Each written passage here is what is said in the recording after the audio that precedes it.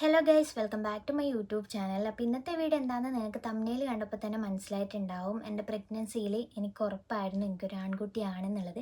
അപ്പോൾ അതെങ്ങനെയാണ് ഞാൻ ഉറപ്പിച്ചിട്ടില്ലേ എന്നുള്ള കാര്യങ്ങളാണ് കേട്ടോ ഷെയർ ചെയ്യുന്നത്. പ്രഗ്നൻ്റ് ആയിരിക്കുന്നവർക്ക് എന്തായാലും യൂസ്ഫുൾ ആകും എന്ന് വിചാരിക്കുന്നു. ആൺകുട്ടിയായാലും പെൺകുട്ടിയായാലും കുഴപ്പമൊന്നുമില്ല, നല്ല ആരോഗ്യമുള്ളൊരു കുഞ്ഞിനെ കിട്ടുക എന്നുള്ളത് തന്നെയാണ് വലിയ കാര്യം. എന്നാലും നമ്മൾ പ്രഗ്നൻ്റ് ആയിരിക്കുമ്പോൾ നമുക്ക് ഒരു ഇതുണ്ടാവുമല്ലോ, നമ്മുടെ ഉള്ളിൽ ആണാണോ പെണ്ണാണോ എന്നുള്ളത്. അപ്പോൾ അങ്ങനെ സംശയമൊക്കെ കൊണ്ടിരിക്കുന്നവർക്ക് എന്തായാലും ഇത് ട്രൈ ചെയ്ത് നോക്കാം കേട്ടോ. അപ്പോൾ ഈ ഒരു വീഡിയോ ചെയ്യാനുള്ള കാരണം എൻ്റെ ഫ്രണ്ട് ഇപ്പം സെക്കൻഡ് പ്രഗ്നൻ്റ് ആണ്. അപ്പോൾ അവളും ഞാനിങ്ങനെ സംസാരിച്ച സമയം അവൾക്ക് ആദ്യത്തേത് പെൺകുട്ടിയാണ്. അപ്പോൾ രണ്ടാമത്തേത് ഞാൻ ചോദിച്ചു നിനക്ക് ആണിനെ വേണമെന്നാണോ ഉള്ളതെന്നൊക്കെ പറഞ്ഞ് അങ്ങനെയാണ് ഈ ഒരു കാര്യത്തിലേക്ക് എത്തിയിട്ടുള്ളത്. അപ്പോൾ ഞാൻ വിചാരിച്ചു എന്നാൽ പിന്നെ അത് തന്നെ ഒരു ലോങ് വീഡിയോ ആയിട്ട് ചെയ്യാമെന്ന്. കുറച്ച് ദിവസങ്ങളായല്ലോ ലോങ് വീഡിയോ ഒക്കെ ചെയ്തിട്ട്. അപ്പോൾ എൻ്റെ ആ ഒരു സിംറ്റംസും അതുപോലെ കാര്യങ്ങളൊക്കെ ഞാൻ ഷെയർ ചെയ്യാം. അപ്പോൾ ഞാൻ പ്രഗ്നൻ്റ് ആയിരിക്കുന്ന ആ ഒരു സമയത്ത് തന്നെ എൻ്റെ 2 ഫ്രണ്ട്സ് പ്രഗ്നൻ്റ് ആയിരുന്നു. എൻ്റെ കൂടെ വർക്ക് ചെയ്തിട്ടുള്ളതും എൻ്റെ കൂടെ പഠിച്ചിട്ടുള്ളതും ഹരിത, ത്രേസ്യ. അപ്പോൾ ഇവർ തമ്മിൽ നമ്മുടെ LMB ഡേറ്റ് എന്ന് പറയുന്നത് ഏകദേശം അടുത്തടുത്താണ്. ഹരിതയും ഞാനും തമ്മിൽ ഒരു 10-15 ദിവസത്തെ, എനിക്ക് കറക്റ്റ് ഓർമ്മയില്ല, എന്തായാലും ആ ഒരു ദിവസത്തെ LMB ഗ്യാപ്പ് മാത്രമേ ഉള്ളൂ. ഞാനും ത്രേസ്യയും തമ്മിൽ 3 ദിവസത്തെ ഗ്യാപ്പ് മാത്രമേ ഉള്ളൂ കേട്ടോ. അപ്പോൾ ഫസ്റ്റ് പ്രഗ്നൻ്റ് ആവുന്നത് ഹരിതയാണ്, സെക്കൻഡ് ഞാനും, പിന്നെ ത്രേസ്യ തേർഡും. ആ ഒരു രീതിയിലാണ് നമ്മൾ പ്രഗ്നൻ്റ് ആവുന്നത്. അപ്പോൾ നമ്മുടെ സിംറ്റംസ് എന്ന് വെച്ച് കഴിഞ്ഞാൽ 3 മാസം തൊട്ടാണ് നമുക്ക്, അതായത് എനിക്ക് തോന്നി തുടങ്ങിയതാണെന്നുള്ളത്. ഫസ്റ്റ് തന്നെ ഫുള്ള് ബ്ലാക്കായി, നമ്മുടെ ബോഡി ഫുൾ ബ്ലാക്കായി, ഫേസ്, നെക്ക്, കൈ, കാല്, വയറെന്ന് വെച്ച് കഴിഞ്ഞാൽ നോക്കാൻ പറ്റാത്ത ആ ഒരു അവസ്ഥയിലേക്ക് വന്നു കേട്ടോ. ഫുൾ സ്ട്രെച്ച് മാർക്കായിരുന്നു എനിക്ക് ആദ്യം തൊട്ടേ അമ്മ പറഞ്ഞിട്ടുണ്ടായിരുന്നു പ്രഗ്നൻ്റ് ആയിരിക്കുമ്പോൾ വയറ് ചൊറിയാൻ പാടില്ല. വയറ് ചൊറിയുന്നുണ്ടെങ്കിൽ തന്നെ തുണി കൂട്ടിയിട്ട്, അതായത് തുണിയും വെച്ചിട്ട് വേണം ചൊറിയാൻ വേണ്ടിയിട്ട്. നഖത്തിനെ കൊണ്ട് ചൊറിഞ്ഞു കഴിഞ്ഞാൽ ഫുള്ളായിട്ടും നമുക്കിങ്ങനെ, അതായത് എന്താ പറയുക, മാർക്കുകൾ വരും എന്ന് പറഞ്ഞിട്ടുണ്ടായിരുന്നു.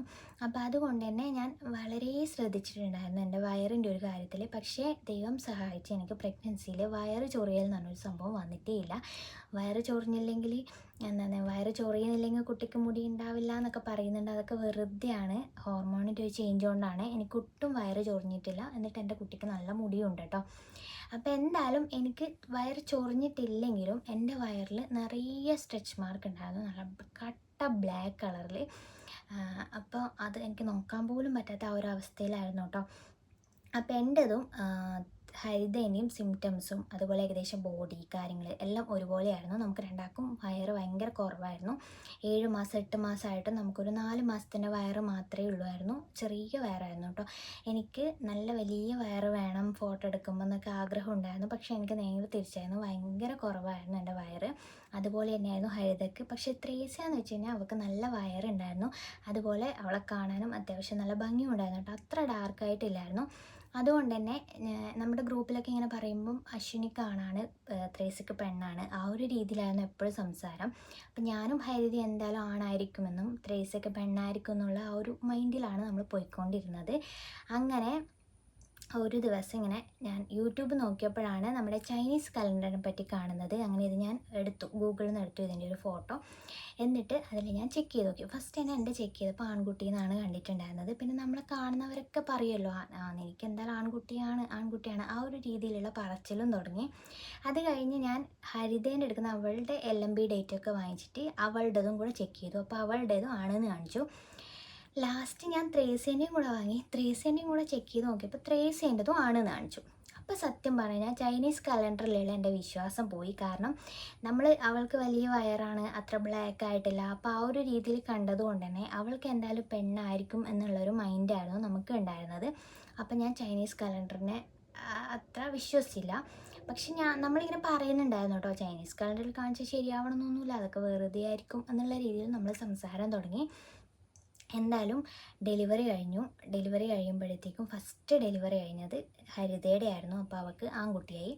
സെക്കൻഡ് ഡെലിവറി ത്രേസ്യയുടെ ആയിരുന്നു. സെക്കൻഡ് ഞാനായിരുന്നു വേണ്ടത്, പക്ഷെ ഞാൻ ലേറ്റായിപ്പോയി. ത്രേസ്യയുടേതും ആൺകുട്ടി. അങ്ങനെ ലാസ്റ്റ് എൻ്റെ ഡെലിവറിക്ക് OTയിലേക്ക് ഷിഫ്റ്റ് ചെയ്തപ്പോൾ ഞാൻ ശരിക്കും പ്രാർത്ഥിച്ചു ആൺകുട്ടി ആവണേ എന്നുള്ളത്. കാരണം എൻ്റെ ആ ഒരു 3 മാസം തൊട്ടേ എൻ്റെ മൈൻഡിൽ എനിക്ക് ആൺകുട്ടിയാണെന്നുള്ള ആ ഒരു ചിന്ത വന്നു. പെണ്ണായാലും ആണായാലും ഒന്നും കുഴപ്പമില്ല, പക്ഷേ എനിക്ക് ആ ഒരു ചിന്ത വന്നത് കൊണ്ട് തന്നെ എനിക്ക് ആൺകുട്ടി വേണേ എന്ന് ഞാൻ ദൈവത്തിനോട് ശരിക്കും പ്രാർത്ഥിച്ച് എൻ്റെ സർജറി ചെയ്യുമ്പോഴും എൻ്റെ മൈൻഡിൽ ഭഗവാനെ എനിക്ക് എന്തായാലും ആൺകുട്ടി ആവണേ, ആ ഒരു രീതിയിലാണ് ഞാൻ പ്രാർത്ഥിച്ചുകൊണ്ടിരുന്നത്. അവസാനം കുട്ടീനെ എടുത്ത് ഡോക്ടർ എന്നോട് അശ്വിനി ആൺകുട്ടിയാണ് എന്ന് പറഞ്ഞു. അപ്പോഴാണ് ശരിക്കും എനിക്ക് ശ്വാസം നേരെ വീണിട്ടുണ്ടായിരുന്നത്. അതുപോലെ തന്നെ അതിന് മുന്നേ ആയിട്ട് അവന് വാങ്ങിച്ചിട്ടുള്ള സാധനങ്ങളൊക്കെ ഞാൻ ബ്ലൂ കളറായിരുന്നു എടുത്തിട്ടുണ്ടായിരുന്നത്. കാരണം ആൺകുട്ടിയാണല്ലോ, അത് നമുക്ക് ഉറപ്പുണ്ടല്ലോ ആ രീതിയിൽ തന്നെ. അപ്പം അങ്ങനെ നോക്കിയപ്പോൾ 3 ആൾക്കും ആൺകുട്ടി കിട്ടി. അപ്പോൾ ആ ഒരു ചൈനീസ് കലണ്ടർ എങ്ങനെയാണ് നോക്കുക എന്നുള്ളത് ഞാനിപ്പോൾ തന്നെ പറഞ്ഞുതരാം. അതുപോലെ തന്നെ ഗൂഗിളിൽ ഒരുപാട് ചൈനീസ് കലണ്ടർ അവൈലബിൾ ആണ്. എല്ലാം ശരിയല്ല കേട്ടോ. ഞാൻ ഈ ഒരു കലണ്ടറിലാണ് നോക്കിയിട്ടുള്ളത്. സ്ക്രീനിൽ കൊടുക്കാം. നിങ്ങൾ പ്രഗ്നൻ്റ് ആണെങ്കിൽ നിങ്ങളും ചെക്ക് ചെയ്ത് നോക്കുക കേട്ടോ. അപ്പോൾ ഇതിലെന്ന് വെച്ച് കഴിഞ്ഞാൽ താഴോട്ടേക്കുള്ള ഈ ഒരു നമ്പേഴ്സ് ഉണ്ടല്ലോ, താഴോട്ടേക്കിൽ അതാണ് നമ്മുടെ ഏജ്, അതായത് വയസ്സ്. അതിൽ ഇപ്പം നമുക്ക് 25 വയസ്സിലാണ് നമ്മൾ പ്രഗ്നൻ്റ് ആവുന്നതെങ്കിൽ അതിൻ്റെ കൂടെ ഒന്ന് കൂട്ടിയിട്ട് 26 നമ്മൾ എടുക്കേണ്ടത്. ഇപ്പം ഞാൻ 25 വയസ്സിലാണ് പ്രഗ്നൻ്റ് ആവുന്നത്. അപ്പോൾ താഴോട്ടേക്ക് ഞാൻ 26 എടുത്തിട്ടുള്ളത്. ഇങ്ങോട്ടേക്ക് ഉണ്ടല്ലോ, അതായത് ഈ ഒരു ഭാഗത്തേക്കുള്ള നമ്പേഴ്സ്, ഇത് നമ്മുടെ LMB ഡേറ്റ്, അതായത് LMB ഏതാണ് ലാസ്റ്റ് മെൻസസ് പീരീഡ് എപ്പോഴാണ് വരുന്നത്, ഏത് മാസമാണ് വരുന്നതെന്ന് വെച്ച് കഴിഞ്ഞാൽ അതാണ്. എൻ്റെത് ഓഗസ്റ്റ് 2 അപ്പോൾ ഓഗസ്റ്റ് ഞാൻ എടുത്തു.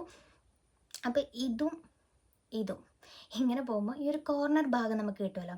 ഇവിടെ പിങ്ക് ആണെങ്കിൽ പെൺകുട്ടിയാണെന്നും ബ്ലൂ ആണെങ്കിൽ ആൺകുട്ടിയാണെന്നോ കേട്ടോ. അപ്പോൾ എൻ്റെത് ഞാനിവിടെ മാർക്ക് ചെയ്ത് കൊടുക്കാം. അപ്പോൾ ഈ ഒരു കോർണർ ഭാഗത്ത് എനിക്ക് ബ്ലൂ ആണ് കിട്ടിയിട്ടുള്ളത്, ആൺകുട്ടി എന്നായിരുന്നു. അങ്ങനെ നമുക്ക് 3 ആൾക്കും ആൺകുട്ടിയാണ് കേട്ടോ. അപ്പോൾ ഈ ഒരു ചൈനീസ് കലണ്ടറിലും നിങ്ങളും ചെക്ക് ചെയ്ത് നോക്കുക. ഇനി ചെക്ക് ചെയ്തിട്ട് ശരിയായി കിട്ടിയവരുണ്ടെങ്കിൽ അവരൊന്ന് കമൻറ്റും ചെയ്യൂ കേട്ടോ.